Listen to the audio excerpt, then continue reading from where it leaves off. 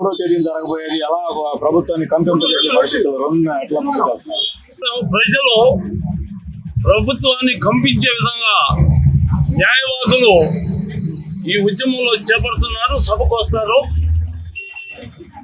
ప్రజల ఆస్తులకు సంబంధించి ప్రధానమంత్రి నిర్ణయము సెంట్రల్ గవర్నమెంట్ చేసిందా స్టేట్ గవర్నమెంట్ చేసిందా అనే నిమిత్తం కాదు.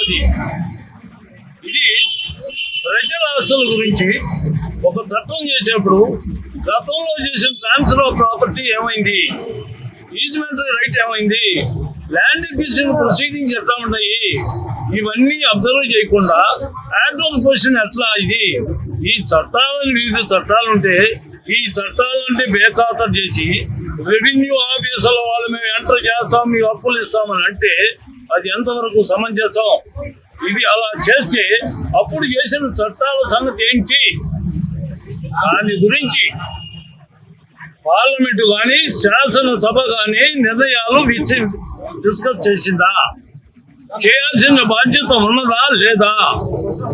లేనప్పుడు ఈ భూమి ట్రాన్స్ఫర్ చేసేటువంటి హక్కులు ఎలా ట్రాన్స్ఫర్ అవుతాయి అనేది ట్రాన్స్ఫర్ ఆఫ్ ప్రాపర్టీ యాక్ట్ చెబుతుంది.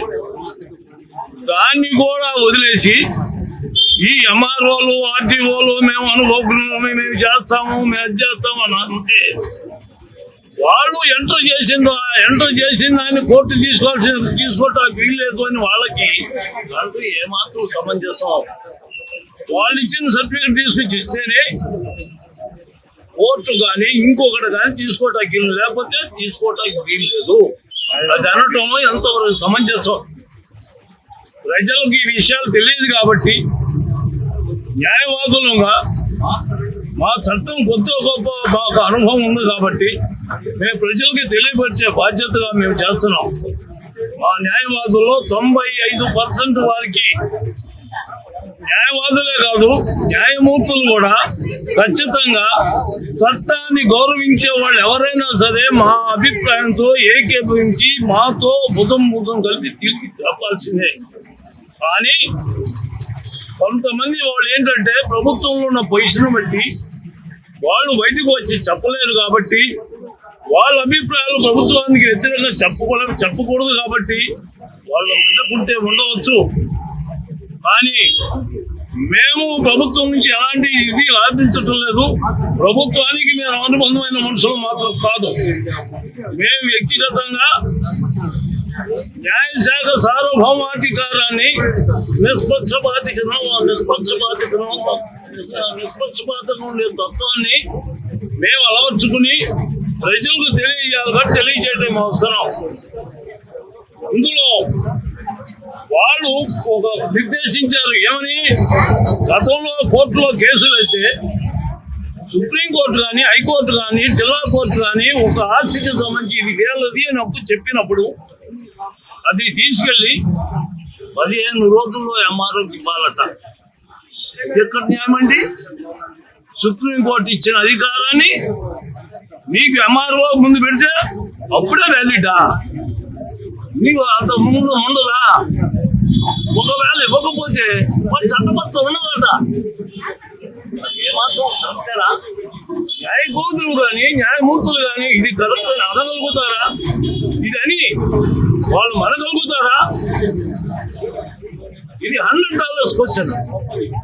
తర్వాత ఈ అన్నదమ్ముల మధ్య కానీ అక్కచెల్లెల మధ్య కానీ తగాదాలు ఉంటాయి. ఆస్తులకు సంబంధించి లేదు, కొన్నవాడు అమ్మినవాడు వాళ్ళ మధ్య తగాదాలు ఉంటాయి.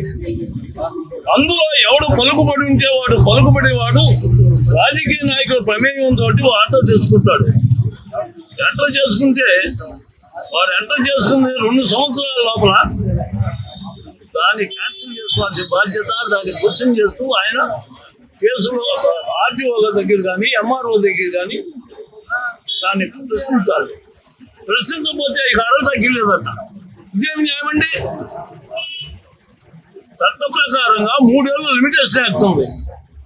దాన్ని బయోఖాతం చేశాం. ట్రాన్స్ఫర్ ఆఫ్ ప్రాపర్టీ ఒక ఆస్తి హక్కుల గురించి రైతులకు ఉన్నటువంటి ఆస్తులకు యాజమాన్య హక్కులను నిర్ణయించేటట్టు చట్టం ట్రాన్స్ఫర్ ఆఫ్ ప్రాపర్టీ యాక్ట్. దాని యొక్క ఉనికి కూడా దీని ముందు ప్రశ్నార్థకం అవుతుంది. ఇది ప్రజలు తెలుసుకోవాలి. తెలుసుకోవడానికి మేము వాళ్ళకి తెలియజేస్తున్నాం. మేము తెలియజేసిన వాళ్ళు రాలేదు అంటే మేము మా బాధ్యత కాదు. ప్రజలు తెలుసుకోవాలి, తెలుసుకుంటున్నారు, క్వశ్చన్ చేస్తున్నారు. న్యాయవాదులుగా మా ధర్మం నిర్వర్తిస్తున్నాము. చాలా మంది ఏంటంటే మేనమేషాలు లెక్కలు వేస్తున్నారు. ఏముంది అన్న కోర్టు జడ్జిగా రమ్మంటే వెళ్తారు కొంతమంది. వెళ్ళని ఇప్పుడు మిమ్మల్ని ఒకటే స్ట్రైట్ క్వశ్చన్ అడుగుతున్నా. రివిజనరీ పవర్ అంటే ఏంటి? హైకోర్టుకి రివిజనరీ పవర్ అంటే పూర్తిగా దాంట్లో పరిష్కారం చేయడానికి కోర్టు కూలంకషంగా లోతుగా విచారణ చేసే అధికారం లేదు హైకోర్టు కూడా. అదే రివిజన్ అంటే ఎంతవరకు అంతవరకే చేయాలి, పూర్తిగా వెళ్ళటానికి వీల్లేదు. పూర్తిగా వీళ్ళు విచారణ చేయగలిగారు అంటే ఎంఆర్ఓ, ఈ land titling officer, land titling appellate officer వీళ్ళిద్దరే చేసేది. వీళ్ళిద్దరికి న్యాయ సంబంధమైనటువంటి అర్హతలు లేవు, అధికారాలు లేవు, పరిజ్ఞానం లేదు, శిక్షణ లేదు, ఏమీ లేని వ్యక్తులు దీని గురించి ఒక నిర్ణయం చేస్తే దీని మీద రివిజన్ చేయటమే కానీ హైకోర్టుకి దాన్ని పునఃపరిశీలన లోతుగా చేయటానికి లేదే. ఈ రోజున వాళ్ళకి ఇచ్చిన దాన్ని నేను ఇది కూడా కాదు సుప్రీంకోర్టు అంటాడు. ఏం చేస్తాడు? నేను క్వశ్చన్ ఒకటే అడుగుతున్నాను ప్రజల్ని సూటిగా, పార్లమెంటు కానీ వీళ్ళని కానీ సూటిగా అడుగుతాను. సపోజ్ మీరు అది అనలేదు, హైకోర్టు కూడా లేదు అన్నారు, జిల్లా కోర్టు ఎలా లేదన్నారు, దానికి కూడా లేదంటే ఏంటి పరిస్థితి? న్యాయశాఖ ఉనికికి, అస్తిత్వానికి సవాలు వచ్చింది. ఈ సవాల్ని మేము ఎదుర్కొంటున్నాం. మేము ఒప్పుకోం. మేము దాన్ని ఖచ్చితంగా పోరాడతాం. దానికోసం మేము అహర్నిశం ఏదైనా సరే కోర్టుకు వెళ్ళాలి. కొంతమంది బెదిరిస్తున్నారు, మీ మీద వెళ్ళకపోతే కోర్టు కేసులు పెడతారు, హైకోర్టు వారు నీ మీద కంటెంప్ట్ కేసు పెడతారు. పెట్టమనండి. ప్రజల శ్రేయస్సు, ప్రజల యొక్క సామాజిక స్పృహ కోసం వెళ్ళమని మాటలు చెప్పడం కాదు ఎవరైనా సరే.